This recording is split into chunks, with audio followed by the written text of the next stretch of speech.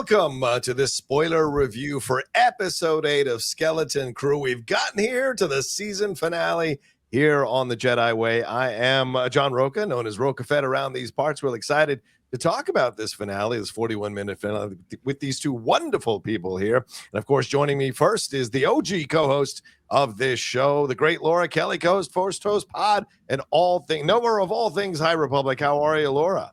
I'm good. We've reached the time of year where I just get pastier and pastier because it's winter in Chicago and you guys don't have winter. So you're both beautifully tan year round. What's that like? I'm not tan any time of year, but especially now. So now it's just blinding white light in the top right of your screen. Apologies to all. Anyway, besides that, I'm doing great. Mine is more, I was born with it, so it's a little bit of a difference. But yes, I hear what you're saying, absolutely. Did you have it cut, or is it just in the ponytail behind you? It looks like it's thrown back. Yeah, oh, no, wow, I am in desperate need of a haircut, so it can't stay down. It's got to go up. That's my only choice. Fair point. Look at it. I look like a hippie right now. I feel you. And of course, joining us is our third co-host on this show. We've loved having him. And I'm really blessed to have Kevin as our third because I know he's really busy doing a number of things. Launching his own or doing his own channel, launching new KOTOR stuff all the time. And of course, being a dad and working out in the business. So Kevin Smets, how are you? How you feeling, brother? Good. Yeah, I might, if I'm trying to make sure the mic's here close enough. I might, if I have to steal away for a little bit, I'm Mr. Mom this week. The wife is out of town on a business trip. Right on. And so it's just me and the kiddo. And I see her on the monitor here. I have her busy right now. If she comes in, if I have to disappear real quick. And not to be confused with Kira from Solo, a Star Wars story. This is Kira, my daughter. And no, we did not name her after that. And yeah, I just want to get this off my chest so we can keep going, first of all. All right. I got hacked on Twitter. Oh, no. Yeah, and it benefited our show for a little bit because what they did was they took my post from last week's Jedi Way. Yeah. And because a long time ago, when I signed up for Twitter ads, I was like, oh, maybe I'll try promoting a KOTOR tweet. It doesn't really work, so I never did it again. But and I even have my old outdated card, so I'm going to keep this short. So it's even my card's not up to date on the site. Right. Hackers went in, promoted that tweet to our Jedi Way show. Yeah. And when they saw that it got at least 1 or 2 engagements from the promotion, because it meant that, my card is active, they then overnight put 2 tweets that were links to phishing scams or gift cards or whatever, and bought nearly $500 worth of marketing. So all of a sudden in the morning, I had all these new followers, people that liked my phishing link. And 2 tweets that I was like, oh my God. So I should have screenshotted those damn tweets, but I deleted the tweets. Oh yeah. And then I saw I had an email. I was like, oh, that's good. All done. And then 5 hours later, I got an email saying, we've charged your card successfully. $472.32. And Twitter's not working with me right now to get it back. I've submitted 2 forms right now. I'm getting automated responses. It's really scary that someone could hack your Twitter, pay for promotion. So I took my card off Twitter ads. I never did that and it was an outdated card, but it's one of those companies. Some of the major companies like Apple and Twitch X, I guess, they can do, if it's an outdated card, they can still charge the vendor and they'll just put whatever your new card is, because I had changed my card. Anyways, that's wow. Yeah. So it's been a little bit of a trying time this last week, but other than that, I'm great. Yeah. And I will say, just to kick things off, I absolutely love the finale. So for a lot of people commenting on my facial expressions, I'll make sure I smile today when I talk about it. I got accused of always frowning and being so negative when I talked about Skeleton Crew and people in the comments being nasty and stuff. So I said maybe I just have a resting bitch face, basically. So I'm gonna make sure to smile during the review of this episode because. Take it for what it's worth with my overall feelings on the story and the show. Right. I guess we're going into it. Go ahead. Yes. But yeah, the finale was fantastic. They did a great job on that final episode. Right on. Okay. Real quick summation. I appreciate that. Yes, yeah, Laura, let's get into it. We're going to spoiler review this thing for anybody who's watching us. So if you haven't watched the episode, go watch and hang out with us afterwards. But Laura, episode 8, which was also going to be the name of the Jedi Way before I changed it, The Real Good Guys. Director John Watts here, writer Christopher Ford and John Watts. What did you think overall of this 41-minute finale here? What stood out to you? What worked for you? And then we're going to get into the specifics, of course. But what did you think overall? The thing that stood out to me the most was that every prediction I had about what would happen in the finale was total garbage. So those were all no Plagueis wrong. in there. Yeah, no Plagueis. Honestly, rightfully so though, because what they did worked really well, and they didn't need my stupid predictions wrapped up in any of it. So I was very pleased with the finale. Overall, I've been very pleased with the show. There's only one episode that I kind of didn't care for, but for the most part, all around very positive. I just thought it was really fun. I mean, like, we knew going into it that this show, they described it to everybody as like this joyous thing, and that shined through so strongly, I think, for the entirety of the season, at least. And I thought the finale was no different. So I was really happy with it. Very curious to hear your guys' interpretation of like where we think Jod could be headed next. He's kind of like they resolved a lot of things. I was very like satisfied with how they wrapped up the story. Jod is kind of the one standout where I'm like, where are we going with it? Like, we're not even totally clear like where they left him. So that's kind of it's not even really a complaint, because again, I think the way that they wrapped everything up was great. He's the one at this point in time where I'm like, I would like to know more. I would like some more detail, please. But curious to hear what you thought, John. You've kind of been, I feel like you've been more on my side with this, where you've been more like into the show for the most part this season. What did the finale work for you?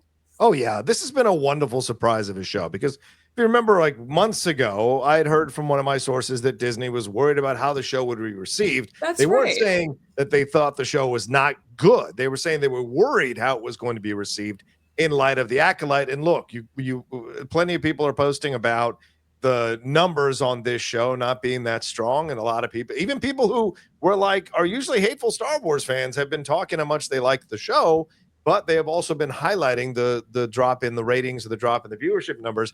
I hope this is an Andor situation where people come around to the show now that they've landed the plane and there's overall good feeling about the show, that they'll give it a chance here now that there's not going to be a Star Wars show on for a bit. Maybe they'll come back and discover it, and hopefully we'll get a season 2 in a roundabout way. We'll see. But this finale was so much fun. And I'll tell you, the gift of the show is that, just like great Star Wars, they keep the stakes high, they keep the stakes dangerous, but they also have these moments of like really heroic, joyous, hopeful, fun childhood type of energy throughout the whole episode. And I thought they did a really nice job of walking the line between the two, because look, you've got a villain who is essentially holding a lightsaber to people's parents in front of their young children, threatening their lives. You've got you've got pirates coming out who are destroying the planet, blowing up houses, blowing up their vehicles, blowing up their existence in order to turn them into essentially indentured servants to work in the mint so they can enrich themselves, or in the vaults rather, to enrich themselves. And then you've got the situation going on here with what's going to happen to Wim and Wendell, what's going to happen to KB. Is she dead? So there's all of that throughout this. But there's also this pulsating, fun, joyous energy on the hover bikes, the Wim and Wendell coming together to work together to fight. And then in the end, they do get the best of Jod. And so for me, they did a nice job of mixing the two. It doesn't mean that I don't have a couple of issues with it overall, but I think for the most part, this season has been a wonderful season of Star Wars for sure. So, but let's jump into the specifics here. So I'm just basically stepping this review in a different way. I just want to talk about the kids overall throughout this episode and the action. So Laura, I'll go to you. What did you think about how they handled the kids? Initially we have the kids being told they're going to be shoved away and put into quarters. Fern and Farah have to stay, go with him to see the supervisor. Wim and Wendell are having Stouffer's microwave, whatever that is, home cooked meal. But then Wim takes off on the hover bikes with Neil and KB. Wendell running after him, pushes the bully off, we imagine, grabs that bike and goes with them. And then they go on this adventure. Neil gets knocked off. He's using the laser blaster. KB gets to the ship, to the Onyx Cinder. Wendell and Wim go back to the power source, trick Jod, turn on the power again, and KB is able to send the messages out before she crashes back onto the planet with SM-33, and they show up. So what do you think of how the kids and all the things that went on through here? Did you like the way this was handled, and with the parents as well? Yeah, I think this worked really well, particularly with Fern and with Wim, kind of getting to see them finally at long last team up and have this like happy resolution. We've seen them butt heads quite a bit throughout this season, and they both have such like strong personalities that made a lot of sense that would sort of be the dynamic for the majority of this season. But finally kind of getting to see them like playing off of each other. I mean, this part where they're kind of like making up this story to Jod towards the end of the episode, like they're not doing it well, but the fact that they're yes-anding each other in that moment, I thought was really heartwarming and worked really, really well. I think KB being the one to like leave and go fly the ship and be the one to call Kim made a lot of sense. We probably could have predicted that Kim would make a reappearance in the finale of the show, and I think they handled that really well. I would not have any problem seeing Kim in every season of every Star Wars show that's set in this era for the rest of time. If they want to like swap out Maz Kanata and like have Kim in every once in a while, like as that sort of, they're kind of the same type of character in general. They play that sort of same role. Like now you got two to pick from. Give me a little bit of both. I love it. So I thought that worked well. But yeah, the dynamic between the kids I thought worked out really well in terms of how everything sort of came to this great resolution. We didn't get a ton with Neil in this episode, which is fine, I guess. It would have been nice to see a little bit more. I do think that it was kind of sad when he like fell off the bike and he was just like, go on without me. Like that was kind of a great like heroic moment for him in itself.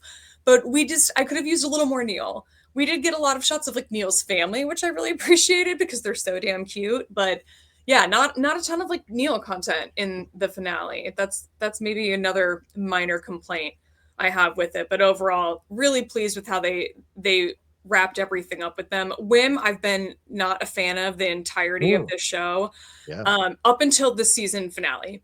He won me over in a massive way in this finale, particularly in that end scene where the elevator's closing and he yells out Jod's name. That like really tugged at my heartstring. Like that might be the part where I kind of started to fall apart a little bit.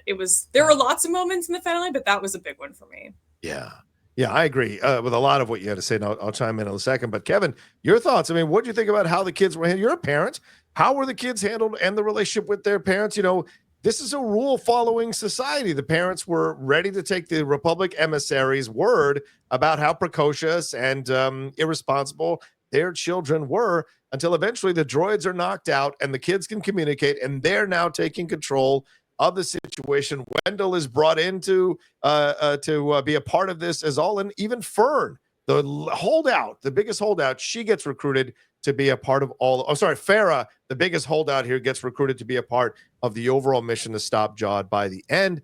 And then they do succeed with all of the things that go down, and they each play a special role to make this happen. What did you think about how the kids and their actions were handled throughout this entire episode? Any issues? That was my favorite aspect of the episode, where I wrote that down specifically, the parent team ups. But before I get that, one thing I will for Neil, Laura, if it makes you feel any better, like the one moment that he does shine, it's like the total wrapping up of his whole arc. His whole time, this whole season, he's kind of nervous and scared, and now he's taking the freaking turret of a gun. You know what I mean? And like he gets to run out of and jump out an explosion behind him. Like he gets to be the John Wick of the kids in this episode.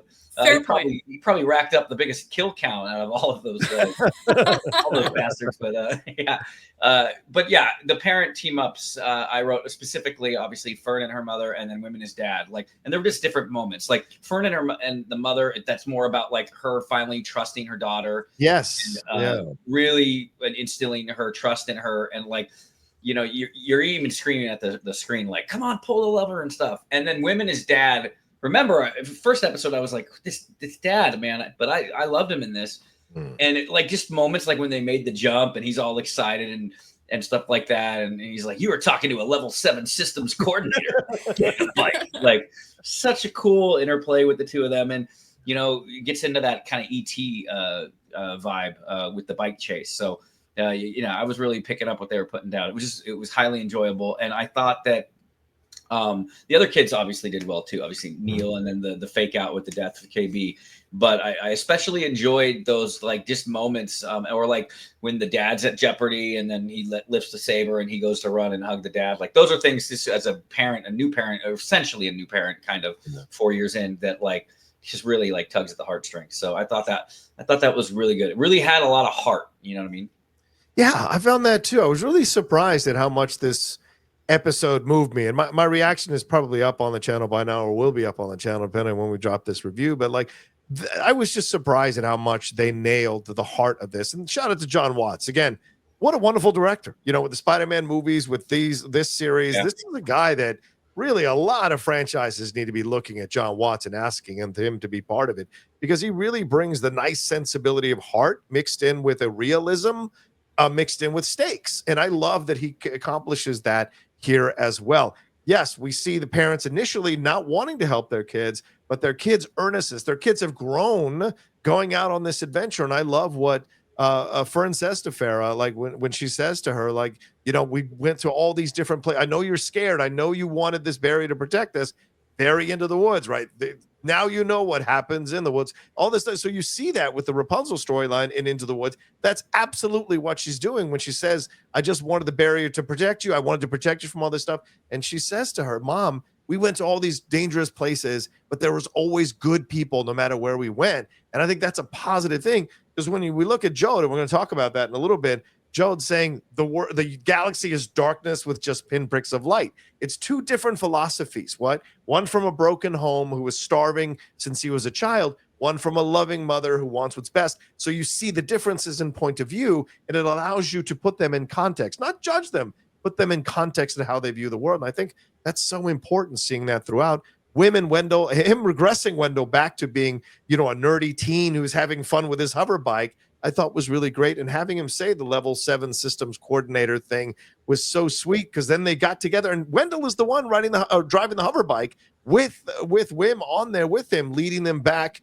And Wim does a great fake out with Jod so that Wendell can do what he does. And Wendell is the one that knocks down Jod again, getting punched twice in 2 episodes there to make everything happen. And so I loved all of that. And yes, Laura, you're so great to point this out. When Wim yells to Jod right at the end, like essentially saying, come with us, we don't want you to die. That's what I sensed from that moment. And I thought that was a really powerful moment, that the kids still have hope for him in some way, no matter how terrible he's been to them and to their parents. And I thought that was really illuminating overall. Kevin, what did you think about the big reveal of the Supervisor? It is a droid, essentially a HAL 9000 here from 2001, A Space Odyssey. You could even compare it to Oz from Wizard of Oz. You know, what's behind the mask? There was dust all over the consoles there, but he is essentially a droid there. Stephen Fry voicing him over, and gets the jump on Jod by being like, hey, are you Republic emissary or are you Jedi? Which one are you lying about? And just when it looks like you might get the upper hand, Jod stabs him with the lightsaber and essentially shuts down the whole planet. So did you like that reveal? Did it work for you, what Jod ended up doing to the droid? And or did you I was indifferent to that, to be honest. Okay. I love Stephen Fry, so I enjoy that. I remember the first one he did the Harry Potter audiobooks. You can't normally find them, maybe you can now, but they used to be very hard to find. I didn't know that. So, but yeah, I don't know. Like it just seems way easy that like you just, it's like a Nintendo game. Like in like Contra, you just shoot the little red thing in the middle. And for all you old school gamers out there, shoot the red dot in the middle, and then you destroy the whole alien species. Like you feel like they should have a couple backups in place. You know what I mean? Like I feel like if the power's down in this building, that there's going to be a backup generator that kicks in pretty quickly, or at least there should be in an industrial complex such as that has the control of the entire planet. So yeah, I thought Stephen Fry did good, and I really did like, without having to go overboard. It's funny on Twitter, a lot of people are like, please stop doing Order 66 references, that my heart can't take it. And I know he gets into it a little more later, but I thought that was just a really cool thing of like, the last order I got was that all Jedi were enemies of the Republic, which is just cool. Deep, not necessarily a deep cut, but yeah, that was cool, because that was like, I respect something that doesn't go too on the nose. It's just like, they used that as like the plot point of how Jod got caught in his lie. So that Jod got caught in his lie. So that was great. Yeah. What do you think, Laura, of the reveal being a massive droid in essence, and the references in terms of the performance here and the look of HAL 9000 and the wizard here? What did you think about how it was handled so quickly by Jod, just when it looked like he might have gotten the jump on him? I've never seen 2001: A Space Odyssey, so immediately I got Otto from Wall-E, because that's a very similar look there. Yes. But immediately that's where my you notice mind our went. 3 references. We have 2001: A Space Odyssey, right? We have Wall-E, and then we have like Nintendo. I just got to say, it works out. Honestly, Yeah. and all of that tracks. Yeah. But yeah, I thought that this was kind of cool. I mean, he had a very similar line at one point. We'll watch it. We've been watching over, both of you, with great interest, like kind of pulling a Palpatine from Phantom Menace. That was a great pull. I mean, learning that in that moment, Farah knew that was what the case was. Like, at some point I was kind of like, is she just playing along, or did she legitimately know this? But like, no, the adults are all in the know, apparently. So that is honestly fascinating. And I don't believe for a second there's something so unrealistic about that. I'm like, that secret would never stay a secret, ever. That would never ever. Well, you don't know. You're not a level 7 systems coordinator. You know what I mean? Like, you know what? Fair, honestly. But no, like, you get the oldest sibling that turns 18 and learns these things. Immediately they're telling all the younger siblings. Yeah. Everybody would know. Everyone would know. And then they tell everybody at school. It's a whole thing.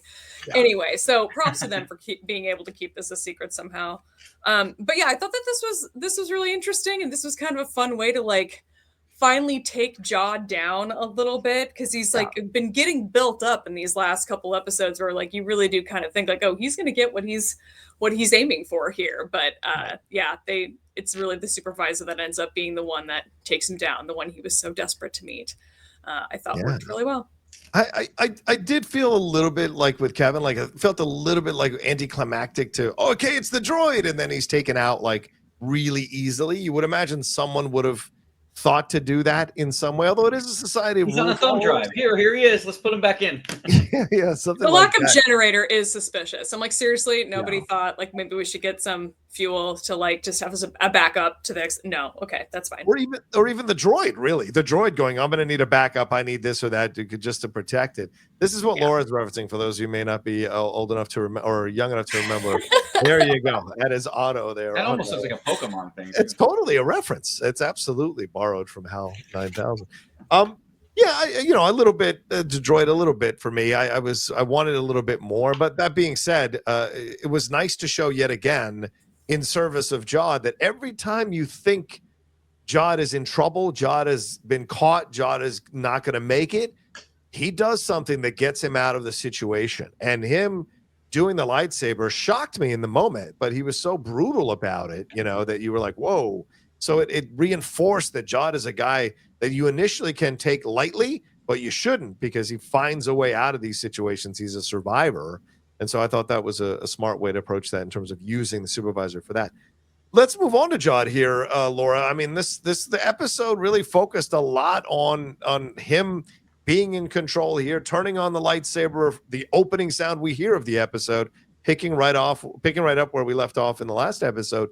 He is very much driving the villain side or antagonist side of things here, threatening the parents with that lightsaber, punching, like getting into a situation where he's using the Force to knock down Fern and to possibly break the fingers on them when they're trying to grab the thing. But he's the one that calls the pirates down and works out the deal with Farah there to be able to take down his second ship through there, and they're destroying everything. And just when it looks like, he is going to be on top of things, and he gives us his backstory. Like when Wim captures him and said, you're no Jedi, this opens the door to the backstory. And we hear about him being a 10-year-old kid who was living in a hole, starving. This female Jedi found him, saw that he had these talents, started teaching him, but then they killed her right in front of him. And so this is the path he chose to take. So what did you think about Jod's actions throughout this entire episode? And then essentially sort of kind of maybe giving you perspective. I don't know about redemption, but certainly a perspective on why he is the way he is. Listen, I was on Jod's side from the beginning. The two of you in the last episode were just like shitting all over Jod, thinking he's the worst person on the planet. And the killers from Columbine had bad, sad backstories too. That doesn't make it okay. Yeah, but they killed kids. He didn't kill kids. He was threatening to. He fired near them. He didn't fire at them. If someone fires near my child, I'm double leg takedown, dude. That's fair. Okay, I was a little bit confused because like there's the moment where he fires on like Farah and Fern, or like in their general direction, and I thought that he actually hit Farrah, and we were about to have like a really, really fucking sad moment Yeah. in this episode. And then that would have been like that GIF or that meme, not GIF, that meme where it says like directed by George Lucas right after it. He shoots all the kids, directed by John Watts. Perfect. Yeah. That's I was surprised. And then when she's like up running around later and is totally fine, I'm like, oh, I guess she wasn't shot. So yeah, he doesn't hit them. He doesn't actually swing a lightsaber at them. He doesn't fire at them. Like everybody's fine. So everybody relax. But I thought that this all worked out like really interestingly with Jod. It's so interesting watching Jude Law's performance throughout the entirety of the season, and in this particular episode too, where you see those little moments kind of building up to his backstory, where like you've got him in the room with Farrah and Fern and with Women Wendell, and they like you've got these parent-child relationships on display, these loving relationships right in front of you, and you can almost see like those little like specks of like jealousy and that like that just like some of that coming through in that performance, and it works so well, I think, for the character, and then really makes the backstory make sense. I think it's a little bit interesting in terms of like how old Jude Law is, where he's like the same age that Anakin would be, and I'm like, wait a minute, but you were 10 after Order 66. Like that was a little bit confusing for me. But I think he must just be playing younger than he actually is, which like power to him. He looks great, so it works. I just was confused on the math and ages for a minute. So this was interesting getting his backstory. I would like to know more. I know so many people on Twitter are like, who do we think his master was? And it sounds like somebody like that survived like Order 66, and this was an Inquisitor that like took them out. I don't know. What's the problem, Kevin? I just thought I have it written down. I'm like, I love that people are like, oh, it's got to be Shaq T, or it's got to be insert female Jedi here. Like, how many Jedi were there? It's probably a straggler that wasn't part of the Battle of Geonosis or the main movies that like found him. I mean, it's probably going to end up being some legacy character, but it's just funny that like people were commenting, they're like, oh, it's Shaq T, it's definitely, or oh, it had to be blah blah blah. You know, it's like they're just listing like the top 10. What's that called? BuzzFeed top 10 female Jedi that died in Order 66. Watch Mojo. Like, oh, it's got to be Ali Segar. Just whatever. So I'm just grumpy old man about that, but it's just funny. People are like trying to debate, and I just saw some tweet that's like, "Oh, it's got to be Shaq T," and I'll tell you why. It's like, come on, relax. That's so interesting, because I'm like, I guess did all of her death scenes get cut from every time Revenge of the Sith? So like we saw her die 3 different ways, but none of them actually made it to the final cut. She dies cut. in the video game a different way too. In The Force Unleashed, she dies at the hands of you, actually, or no, I forget, but yeah. Yeah. Oh, wow. All right.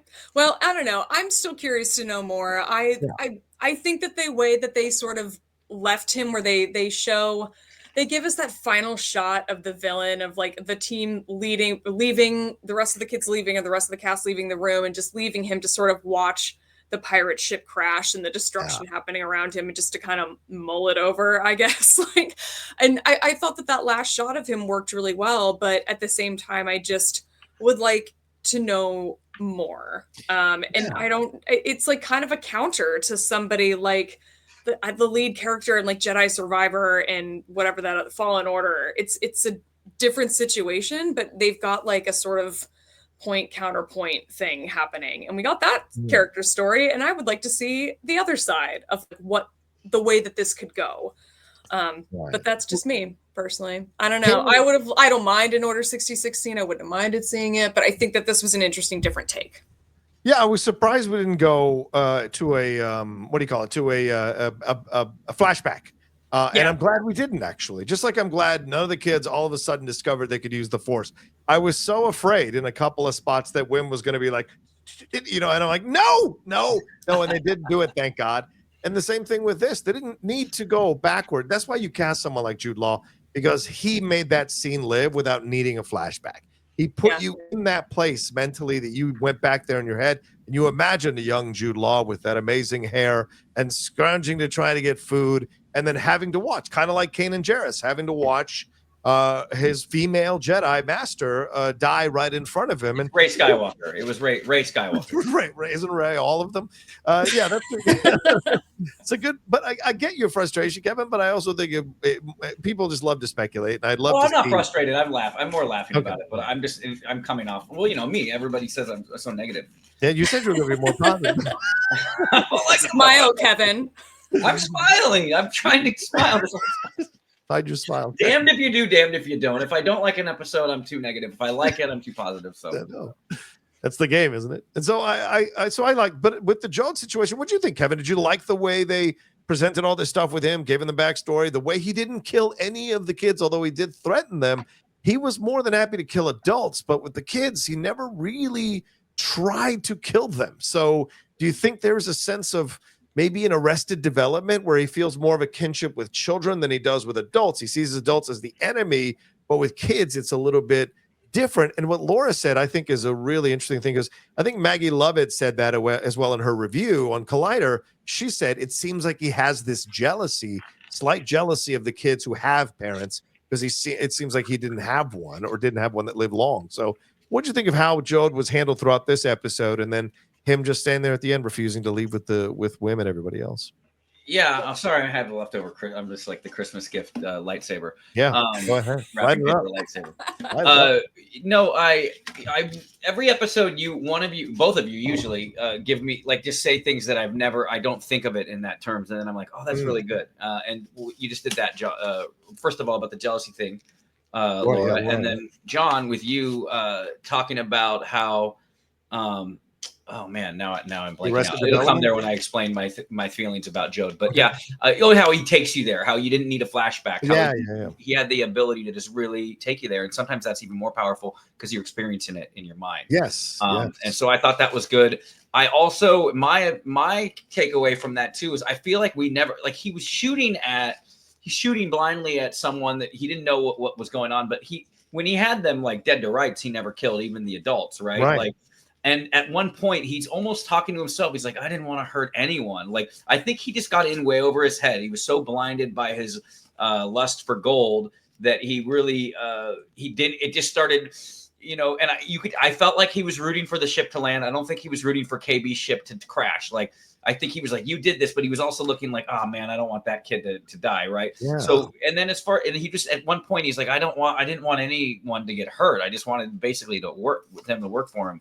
So I think that while it's interesting, because again, I was complaining last week, and I got to call my own hypocrisy out about, like, oh, Jod is like probably not redeemable or whatnot, but like at the last season of The Walking Dead, and then the Walking Dead spinoff show with Negan, like, you're kind of rooting for him, and he was, as Norm Macdonald would say, he was a real jerk with things that he did. He was crushing people's faces with a bat. So I think, unfortunately, with these ratings, I don't know if they'll revisit this. Maybe they'll bring some of these characters back in the fold for the crossover movies or shows. But I think with time, you can actually build a solid redemption story. Because while he was threatening the kids, like Laura said, he never directly kills any of them. And that one line he says, where he's like, I didn't want anyone to hurt. I was waiting for him to say that. It's like almost getting frustrated, like, please don't make me do this. And there's another character in fiction that does that happens to, and I can't recall now, but it kind of reminded me of it at the time, where it was like I don't want to do this, you're making me do this, which is part of their psychosis. But the line is, I think he says, it didn't have to be like this. That's what he says. It didn't have to be like this when KB's ship is. Well, he says another point later where he's like, I didn't want to hurt anyone. Yes, or I didn't want anyone hurt. Right. Essentially, and that's what I mean. Like, I think he's in a state of arrested development. Like, he is a child in the mind. He didn't grow. There's no therapy in the galaxy. No one's like seeing a therapist to figure out why they feel this way. They're having to do the best that they can with the situation that they're in. This is for some people, this is a terrible time in the galaxy. He clearly chose a path. It is a path that leads him down the pirate situation, and to plunder and to stay alive, to eat, to scrabble. If you ever see the film Seven Samurai or The Magnificent Seven, yes, they're villains because they're coming after this village. But the reason they're coming after this village is this is the only way they eat. So they have to keep going from village to village trying to take food from them because they have no other way to feed themselves. So it makes you kind of look at it in such in a different way overall from above, you know. And I feel I believe you said God. Scrabble at one point too. So they scraped and scrabbled. So Scrabble, yeah. I see The them hard Scrabble sitting around, triple word score. I just wanted to start singing Hard Knock Life. But yeah, this whole situation, I think for John, yeah, Laura, you're right. I mean, I wanted him dead. Even in the first few minutes of this episode, I'm like, I want his head on a pike. But then as it went forward and he gave the backstory, you're like, son of a. It's not a redemption, but it certainly is a perspective. And I think that gives us something to think about. And the fact that he was smirking as the door closed, kind of like, it wasn't smirking like judgment, smirking like, of course, it didn't work out. And then when they have the light on him as he's looking out, and Maggie described it like the end of Fight Club when all the buildings are coming down, watching the ship crash in, which I thought was a nice reference. The light on his face is one of like, of course it didn't work out. My life never works out. Like it felt that way. And I was like, son of a gun. So I thought that. And the smile, before I forget, I'm not trying to, it reminded me of the Man in the Hat in Indiana Jones and the Last Crusade, when Indy steals the cross of Coronado and he's racing off and they hang on him and he doesn't have his hat. Or no, he has his hat still at that point, and he's like hanging at the end of the train, and you just right before they cut, you just see the smile start to happen. Yeah, they brought me that. No, I like that as well. I walked away from that with like I read it as resolve. There's like he smiles a little bit there at the end, but there's also like this look of determination on his face. Yeah, like that's kind of how I read it. There's like just a little bit of resolve that creeps up right at the very end before they cut away, and it just made me want more. I see the speculation of people being like, oh, you know, I'm sure he'll like show up in the Mandalorian and Grogu movie, or he'll show up in the Dave Filoni Avengers movie, or just somewhere else in this general time period of like the Mandoverse, which I'm fully on board for. I would like. It's not the kids, man. They let the kids play and grow up and play on the. Oh yeah, that's totally fine. I would love to catch up with them down the road, though. I can totally see like, Wim being an X-wing pilot. Wim is Poe Dameron's origin story. You didn't know that? Wim is Poe Dameron. Fascinating. I can see KB growing up to be a pilot. I can see like Fern growing up to be like a really like effective leader. So I can definitely see revisiting these kids at some point down the line, but for now I think Jod fits in really well in this universe and could potentially come back into play in something like Ahsoka, perhaps. Who knows? I absolutely believe that we have not seen the last of Skeleton Crew in this iteration, and down the road in an older iteration live action. I think for an older live action would be very curious. I'd be very curious to see Wim. I mean, it could be them like some sort of mission brings them all back together at older ages, and they like reminisce about being kids, but then like they have to figure out how to work together now again as adults, because they've all kind of been alphas in their own lives, including Neil even. But Neil has to be the one that kind of gets them all to finally sit down and figure things out and come back together and work together as a crew. That'd be fun to see. I'd be on board with chapter that. 2. How about it? Remember all the kids grow up, right? And it book chapter 2 or whatever. Yeah. Even give me, I know we shouldn't say this, but like if you gave me a whole series of the older Skeleton Crew, kind of like a Star Trek original series type thing, I'd be down with the adventures, the weekly adventures of the Skeleton Crew going to different planets and figuring things out and what have you. So it could be a lot of fun, but we'll see down the road what happens with that. What else? I had something else I wanted to ask you. Is there anything else we haven't covered on the review yet while I think about what else I want to add? Oh no, the ending. The X-Wings. Sorry, go ahead. Yeah, the ending. Go ahead, Kevin. The X-Wings and the B-Wings. Yeah, the B-Wings, and I guess the people were geeking out because it had the prototype B-Wings that Hera was flying, which is very cool. I thought that was great. My only and I know it's before the Resistance, so you don't need that dun dun dun dun because it's not the Resistance theme. But like that's the part where even Rogue One did it, where like when you have the Republic come in, you need that dun-dun, dun-dun, and they didn't do it. And it's like, it would have been cool because you haven't really had any Star Wars themes in this whole thing. And when the X-Wings, when you have the force of like the Republic, the result of Luke Skywalker and Leia and Han, like saving the galaxy and reforming the New Republic. You see all those X-Wings flying and you heard like the grand pronouncement of da-da-da-da-da-da-da-da, or the da-da-da, that would have been rad. That's my only negative, but I thought the visuals and the arrival was really cool, as was Wim's, admiration of how that all went down. So, but yeah, I was just like, the music, come on. They're so afraid to revisit themes. And it's not it's not bad to revisit some of these. Like the Marvel Cinematic Universe has been guilty of redoing someone's theme. Like Iron Man 1 isn't the same as Iron Man 3, but you know, in the post like Avengers world, they've done a good job of like, you hear like Doctor Strange's theme, ding, ding, ding, ding, like if you hear him or a mention of him, it's like, come on, you have the X-Wings flying in, get that pronouncement of the rebellion, you know? Yeah.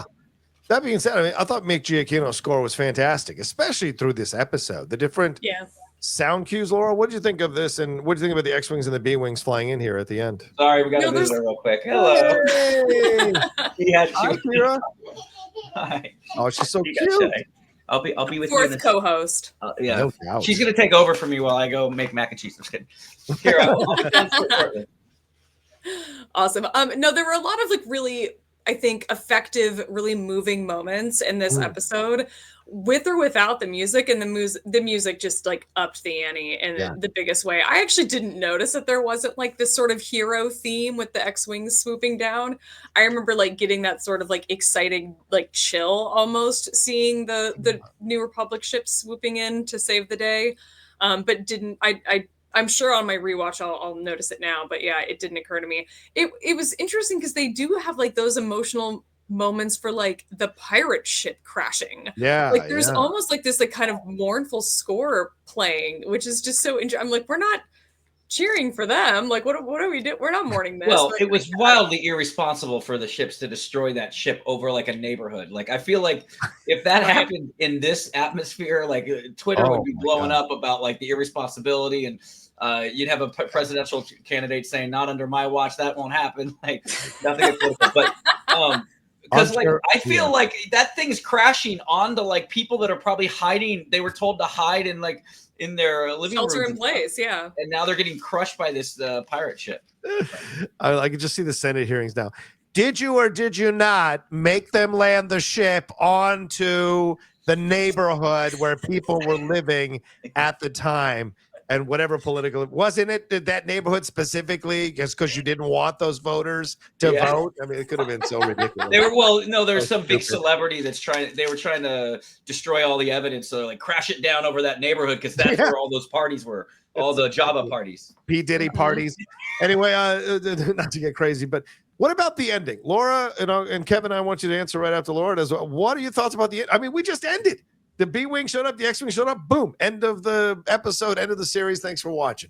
I thought for sure we would get a post scene where they're like, we see 3 months later that they're like, you know, part of the Republic, and what does it mean? And Farah's in charge of the planet, but we just ended the show. So do you think they did that on purpose so they could like make that a little more nebulous for now until they figure out what they're going to do with the characters going down the road? And At Attin down the road, what do you think of that ending?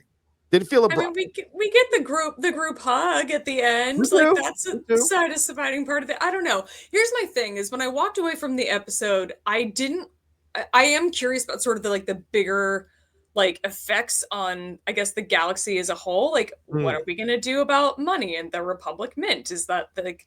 Are we just going to be limited to the one planet? Like, I guess they have thousands of these vaults, but I don't know.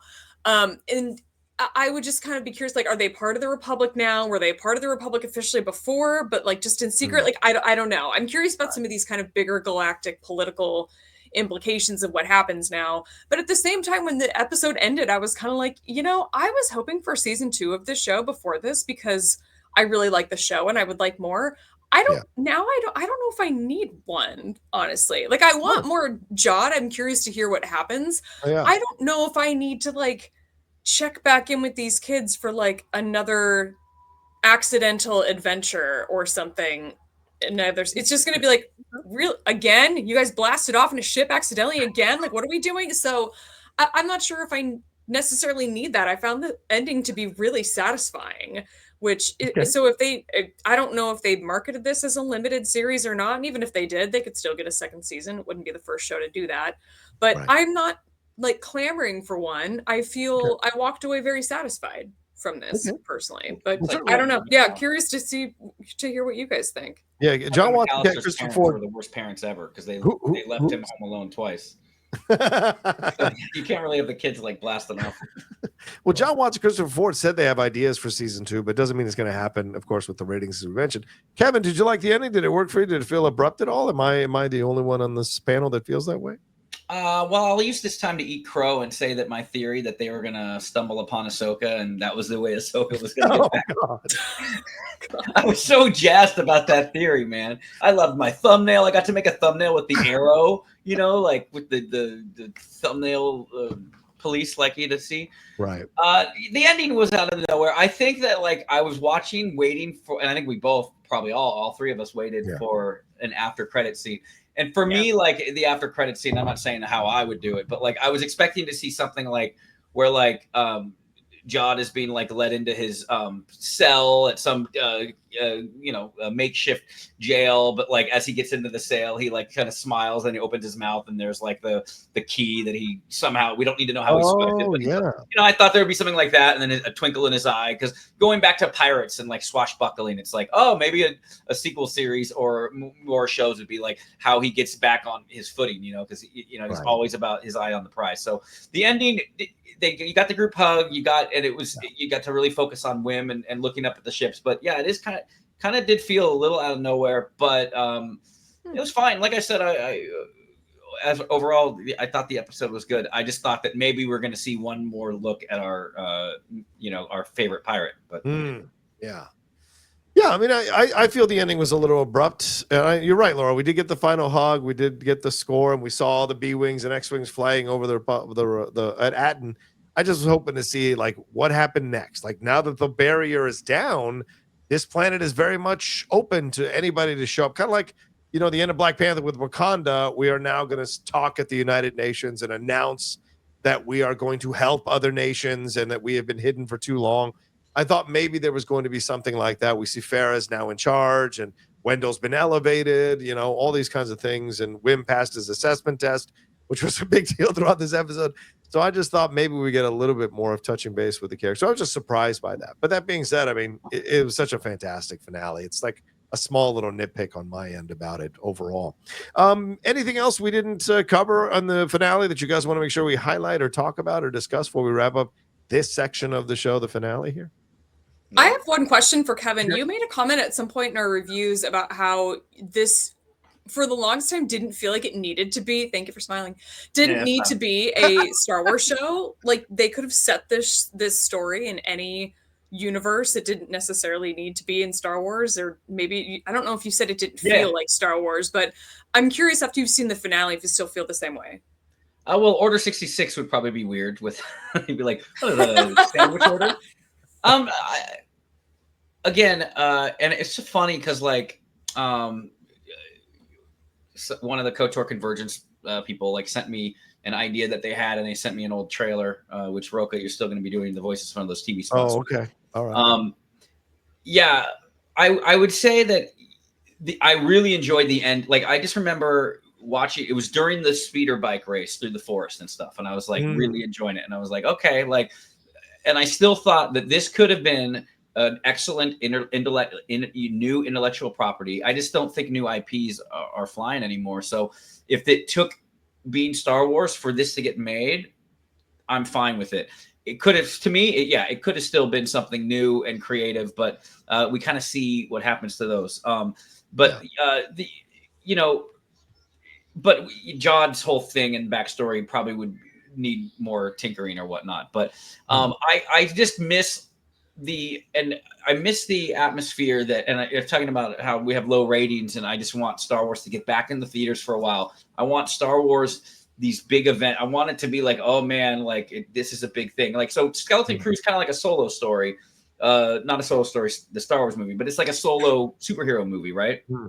And then when you get to the big Avengers movie, Endgame felt okay, this is a bit, everybody's together, this is crazy. And then you get to another one's Ant-Man, that's the thing. So this felt like that, but because it was so disconjointed from anything main, it just didn't feel galaxy-wide thing that something's at fate here, other than maybe the galactic credit is going to now plummet because there's going to be so much new gold that's getting introduced to the marketplace. But I respect it for what it is. I still think it could have been any IP, but I was enjoying the hell out of the finale. It saves the overall. I mean, I'm sure we're gonna get to the overall, but yeah, Laura, to answer your question, I still believe that that this could have been a non-Star Wars story, but I appreciated the like I said, I kind of geeked out a little bit on the Jedi traders part. So, and without Star Wars, that couldn't be.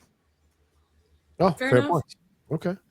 All right. Well, there we go. That's our spoiler review for episode 8 of Skeleton Crew, called The Real Good Guys. They're directed by John Watts and co-written by the showrunners Christopher Ford and John Watts here. So thank you so much. If you have any opinions on the episode that we didn't touch upon, or any little things that we might have missed, please let us know down in the comments section below. Before we wrap, though, I got to ask this question. I know this is kind of impromptu, so please don't be upset at me. But why the story broke last week, and I know you can say if it's bullshit or not, and feel free to feel whatever you feel about it, but this was announced by Jeff on the hot mic that Rory McCann will be taking the place of Ray Stevenson here as Baylan Skoll for season 2 of AHSOKA. A, do you believe this? And B, do you like it if this is the actual casting choice they're going in? Kevin, I'll go to you first. Yeah. And before we wrap, make sure we get our overall series thoughts, because we haven't talked about that yet. Oh, yeah. So, yeah, we'll do that as we wrap. That's fair. Yeah, Thank you, Kevin. Yeah. I thought it was cool, and I'll keep this brief. I thought it was cool. I'm glad I got to break the story. So, just so everybody knows. Oh, right. Yes. Yeah. That's an inside joke. But I definitely feel the reason I like it is hearing that he was good friends with Ray. Stevenson. Yeah. And that's cool. I'm about to actually, when I renew Max, I want to rewatch all of Rome. I really love that Rome show, so I'm gonna be missing Ray Stevenson. But I really think that having a friend that has the respect for the character. And I remember they asked Ian McKellen, who was friends with Richard Harris, to replace him as Dumbledore. But he chose not to. I might be mixing up the reasons why, but I remember that they were colleagues, that they knew each other. And Michael Gambon actually knew Richard Harris or whatever. Yeah, so it's cool when you take the reins of someone, Michael Gambon. Yeah, not Ian McKellen. Right. But yeah, so that's why I like the story. I think it's cool. I hope it happens, because when you are taking the honor of someone else's, and remember there was rumors that Meryl Streep was going to take over for Carrie Fisher, because they were such good friends for Leia. This is back in the middle after The Last Jedi, and then she passed away. So yeah, I'm all for it, just because they're buddies. Rest in peace. Rest. Yeah, a lot of Rome people in Star Wars now. Ray Stevenson, Kerry Condon, we just saw in Skeleton Crew, and Indira Varma, who we saw recently in Star Wars as well. So yeah, so there's a lot of Star Wars people through the Rome stuff, because they like to cast a lot of British actors. Laura, do you like this? Do you believe this? First of all, and do you like this as a casting decision, going with the Hound to replace Baylan Skoll? Sure, a lot of Game of Thrones actors making their way into the Star Wars universe as well, which seems to work out really well for the most part. I really liked Indira Varma and Pedro Pascal in Star Wars, so I don't see any reason why this would be different. I have not seen this actor in a whole lot outside of Game of Thrones, so I'm optimistic based on my very limited knowledge of his world and his performance portfolio. So I think it'll be great. But I heard that that they were friends IRL, and I find that very heartwarming. I think that this casting works really well. I do too, and I think he'll bring a different approach to Baylan, but one that still honors the massive groundwork and foundation that Ray Stevenson created. And it'll be interesting to see his relationship with Shinahati, and then with everyone else as he comes out of that cave or wherever he went to talk with everyone. So it'll be fascinating to see what the overall result is. But I like Rory McCann. It's a good choice, and we'll see what it yields. All right, as Kevin said, let's go to our final thoughts. Kevin, since you brought it up, please, final thoughts overall on the Skeleton Crew series, please. I think the cave, by the way, is going to electrocute him, and then he'll be like, "Oh, I've changed my appearance. Now I look like this." Don't look at my face. Yeah. So overall, I thought that the directing was great. I thought the kids were fantastic. I'm glad that they're getting their flowers too. I'm glad it hasn't been some attack job on them.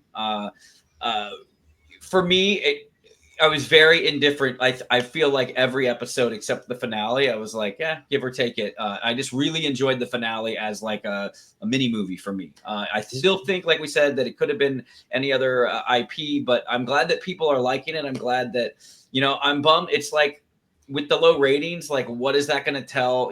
People always overreact. What is that going to tell the decision makers behind closed doors?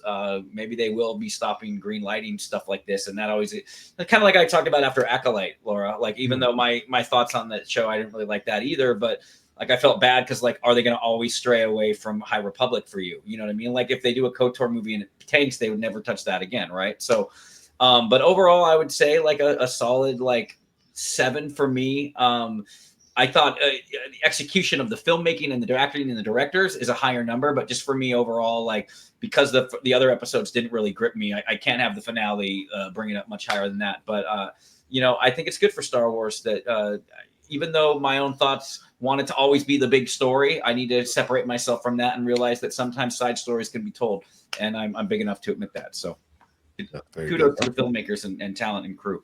Right on. Laura, your final thoughts on the series overall as we wrap up our review here. I went into this show with really low expectations. I expected a show that centered around 4 children to really not be for me. So I was very pleasantly surprised pretty much every step along the way. Every episode, the fact that I enjoyed them more and more really surprised me. I think going in with low expectations was really a key thing for me because I went into the Acolyte with such high expectations. There was no way it was ever going to meet them. And it didn't. So I was I was trying to be optimistic going into the show, but I honestly don't think that I was. I really didn't think it was going to be my cup of tea. I ended up really enjoying it quite a bit. I'm surprised how much I enjoyed the playfulness of it and how young it did it felt like it skewed, but it still worked for me as an adult. I can definitely see myself going back and rewatching. So I'm looking forward to it. I also want to shout out the fact that they had one of the writers on the show was Myung-Jo Wesner, who doesn't have a ton of writing credits on their resume. And I really like seeing these people that don't have a ton of experience being brought into big IPs like this and getting a chance to like show what they can do. We talk a lot about how when it comes to like legacy and bringing up the next generation of creators in the Star Wars universe, I don't think in general that they're doing a fantastic job.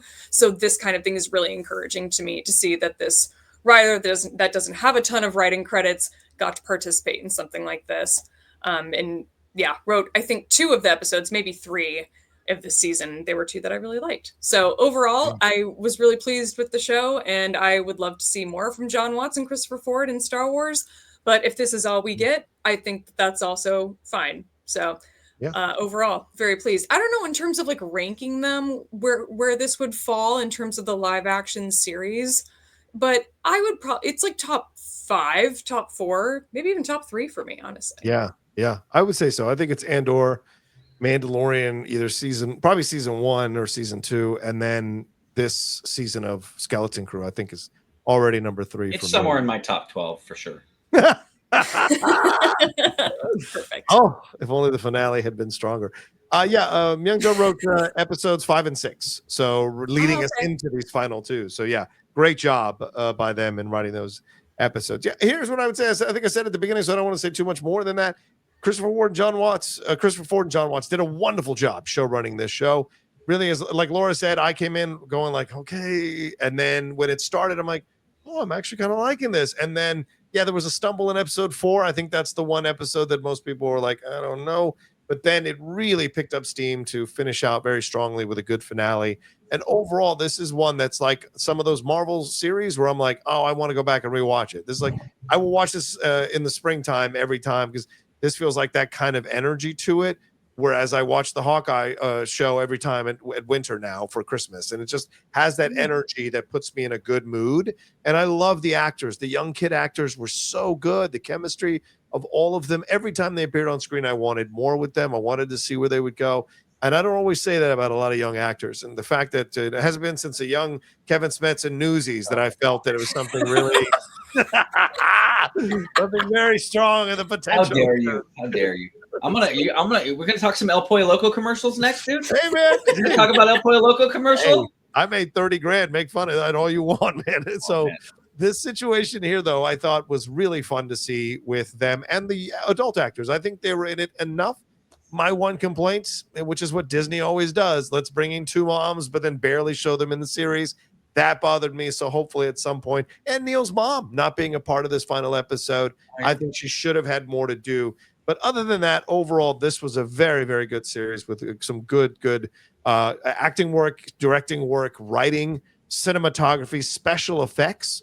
Everything across the board was a lot of fun. And I think this will grow in estimation for a lot of Star Wars fans as the years go on. So, all right, well, there you go. That's our episode of Jedi Way. Thank you all so much for taking the time to watch or to listen to us here. We appreciate it madly. Kevin Smets, another fun show. Please let people know where they can find you and everything got going on. And I know you got to handle things with the young lady there. So please. Where they couldn't find me was for the 10 frames that I was in a Chevy commercial as a kid, and that made me the most money the whole time out of my whole childhood acting. So I know what you're talking about with those commercials, man. I was in 10 frames of a Chevy commercial. Yeah, you can find me at Kev Smets. If you want to hack my Twitter, I have a $10 limit now on my ads, so you can't really frickin' do more than $10. So have at it. And yeah, I got to get back to the kiddo, so I'll save my promotions for next week. But love the two of you. It's always great talking Star Wars. And yeah, we won't be weekly for a while, so I'll miss that. But I'll see you in 2 weeks, right? Definitely. Thank you, Kev. Much love to you, brother. Laura Kelly, another fun show. Of course, please let people know where they can find you and all you got going on right now. Sure. Find me at shutup-Laura on Blue Sky. That's where I have been talking a little bit about Skeleton Crew, and where I'll probably be posting primarily from now on. My podcast, Force Toast to Star Wars Happy Hours, also on Blue Sky at Force Toast Pod. I'm still on Twitter, but probably not going to be very interactive anymore. But if you want to follow me there, it's shutup_Laura for all my historical Star Wars thoughts. I deleted Threads because I'm not happy about the direction that Meta is going in. So you don't get to follow me there anymore. And you kind of don't need to bother with Instagram either, because I'm not active there anymore either. But yeah, follow Force Toast Pod on Blue Sky and me, Shutup-Laura on Blue Sky. I'm on Friendster too, if you guys want to add me. What the hell is that? Oh my God, that's how young you are. You're so young. I had MySpace, but I was like maybe a little almost too young for MySpace. Yeah, Friendster was right before MySpace, right? I think. Got it. Yeah. So funny, Friendster. Yeah. The Facebook came in like Godzilla stomping on everything. Yeah. As for me, you can follow me at the Rocha Says on Twitter, Instagram, and Blue Sky as well. I'm on there as well as much as possible. Kind of like taking Laura's lead, trying to make myself go there more rather than defaulting to X. But it's going to take some time to break my patterns. But I am still there for now. And please remember to subscribe to the channel down below. You know, we crossed 36, trying to get to 40. Yeah, we're the little engine that could, and I'd appreciate you all subscribing down below. Let us know what you thought about everything we had to say on this episode. What are your thoughts on the finale? Did we miss anything? What are your speculation about where we're going? Where's Jod Na going to show up next? Let us know everything. And what's your thoughts on the Rory McCann casting? Let us know all of it down in the comments section below. Follow these two wonderful people. And until next time, Laura, what do we have to tell them? Always remember, your focus determines your reality.